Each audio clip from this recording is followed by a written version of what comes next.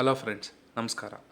ಇವತ್ತು ಆಮ್ಲಾ ಜ್ಯೂಸ್ ಹೇಗೆ ಮಾಡೋದು ಅಂತ ತೋರಿಸ್ಕೊಡ್ತೀನಿ ಬನ್ನಿ. ಅಂದರೆ ಬೆಟ್ಟದ ನೆಲ್ಲಿಕಾಯಿ. ಸೊ ನಮ್ಮ ಕಡೆ ಎಲ್ಲ ಬೆಟ್ಟದ ನೆಲ್ಲಿಕಾಯಿ ಅಂತೀವಿ ಕನ್ನಡದಲ್ಲಿ. ಸೊ ಆಮ್ಲಾ ಜ್ಯೂಸ್ ಇದಕ್ಕೆ ಬೇಕಾಗಿರೋ ಇಂಗ್ರೀಡಿಯೆಂಟ್ಸ್: ಆಮ್ಲ ಒಂದು 5-6 ತಗೊಳ್ಳಿ, ಮತ್ತು ಕರ್ಬೇವಿನ ಸೊಪ್ಪು ಒಂದು 10-15 ಎಲೆ, ಮೆಣಸು ಒಂದು 10, ಜೀರಿಗೆ 1 ಟೇಬಲ್ ಸ್ಪೂನ್, 1 ಇಂಚು ಗಾತ್ರದ ಶುಂಠಿ. ಸೊ ಈಗ ಆಮ್ಲನ ಕಟ್ ಮಾಡ್ಕೊಳ್ಳಿ, ಅದರೊಳಗಡೆ ಇರೋ ಬೀಜನ ತೆಗೆದ್ಬಿಡಿ.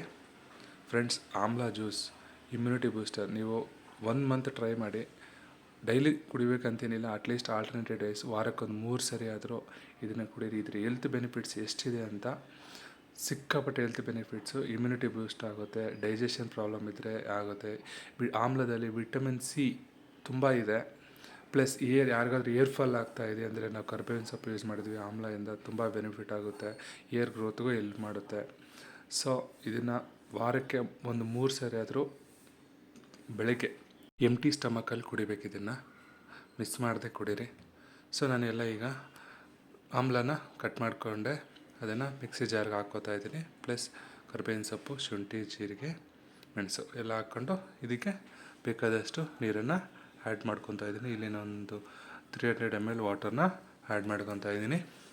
ಹಾಕ್ಕೊಂಡು ಕ್ಲೀನಾಗಿ ಮಿಕ್ಸಿಗೆ ನುಣ್ಣಕ್ಕೆ ಮಾಡಿಸ್ಕೊಬನ್ನಿ.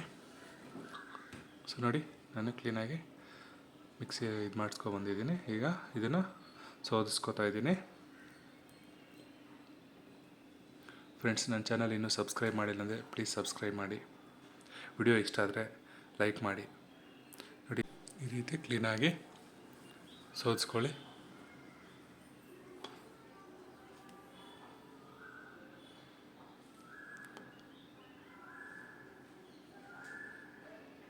ನೋಡಿ, ಈ ರೀತಿ ನಾನು 5-6 ಯೂಸ್ ಮಾಡ್ಕೊಂಡು ಆಮ್ಲ ಯೂಸ್ ಮಾಡಿದ್ದೆ. ಸೊ ಇದು ಒಂದು ಇಬ್ಬರಿಗೆ ಆಗುತ್ತೆ. ಒಂದು ಟೀ ಗ್ಲಾಸ್ ಸಾಕು ಡೈಲಿ, ಜಾಸ್ತಿ ಬೇಡ.